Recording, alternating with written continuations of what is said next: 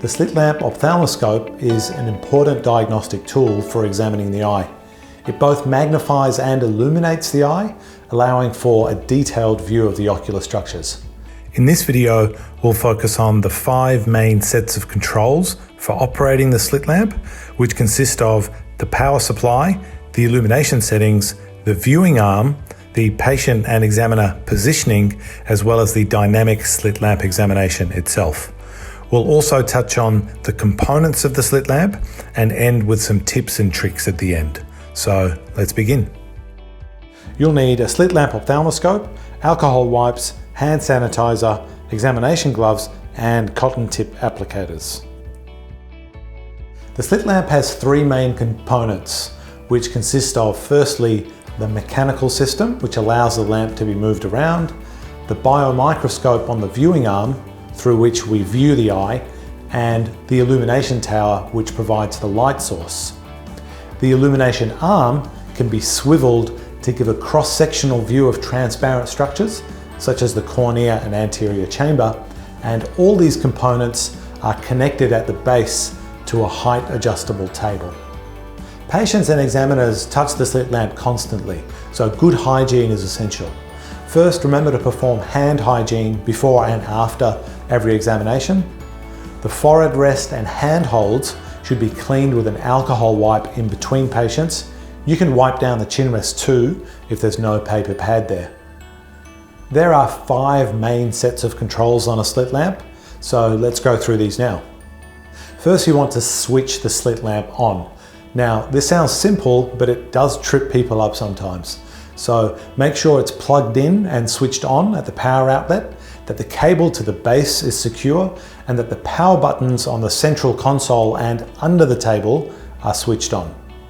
Next, set the illumination settings. This is done in 4 ways. Firstly, there's the slit width, which should be set at 1 mm for a standard examination. The slit height, which is set at 8 mm for a standard examination. The light filter, which is set at the neutral or grey light filter for a standard examination, and it can be scrolled off altogether when you're examining the anterior chamber for cells and flare. The cobalt blue filter can then be turned on by turning the slit height filter beyond 8 mm by turning it anti-clockwise until you see the blue circle. The light intensity is adjusted by either using the power control or a rheostat control if the slit lamp has one of these. The viewing arm consists of a pair of oculars.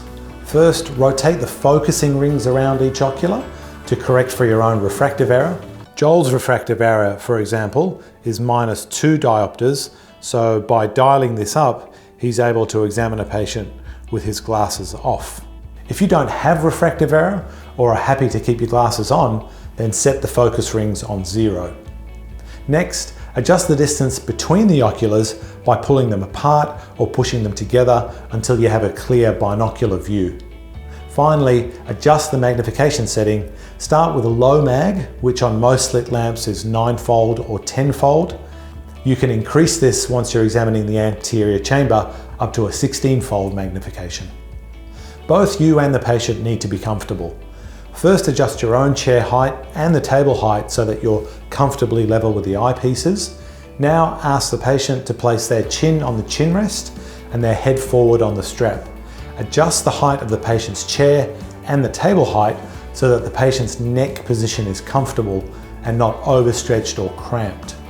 Next, adjust the chin rest height using the adjustment knob so that the patient's pupils line up with the black canthal alignment mark on each side of the positioning frame. This places their eyes within the range of the slit lamp's height adjustment. The joystick on the base of the slit lamp is used for moving the viewing and illumination arms forwards and backwards, side to side, and up and down. Untighten the locking knob and start by making gross horizontal movements, moving the whole assembly forwards or backwards until you get a clear view of the eye. Now, to refine this view, make finer movements by using the joystick only until the view is crisp. Vertical movements are made by rotating the joystick knob clockwise to go up and anti-clockwise to go down. With practice, you should then be able to make small and large adjustments maintaining a clear view at all times. And as you become more proficient, practice holding or touching the patient's eyelids with one hand to expose the superior or inferior conjunctiva while continuing to operate the slit lamp with your other hand. At the end of the examination, tighten the locking knob to secure the assembly in place and turn the slit lamp off. Think of the eye as being divided into 4 quadrants. Practice on a friend or colleague moving in between the quadrants to examine the blood vessels, meibomian glands and other structures while maintaining a clear view throughout. Once you've finished with one eye, move the assembly across and do the same for the other eye. Ask a friend or colleague to mix up the controls of the slit lamp, including the chair and table height, so that you can now approach the slit lamp and practice returning all of these controls back to their correct setting. Repeat this until you get comfortable with all the basic controls of the slit lamp. If the light beam isn't visible, check that all the power controls, including the height and the width of the beam, are set correctly. A common mistake is for the width to be set on 0, making the light appear to be off. If the light still doesn't work, then the slit lamp bulb may be blown. So turn the power off and carefully replace the bulb with a new one, which is sometimes stored in the side tray of the slit lamp.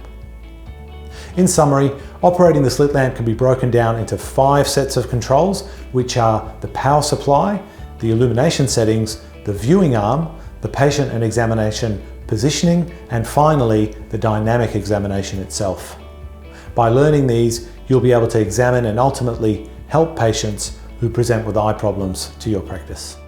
Thanks for watching this video.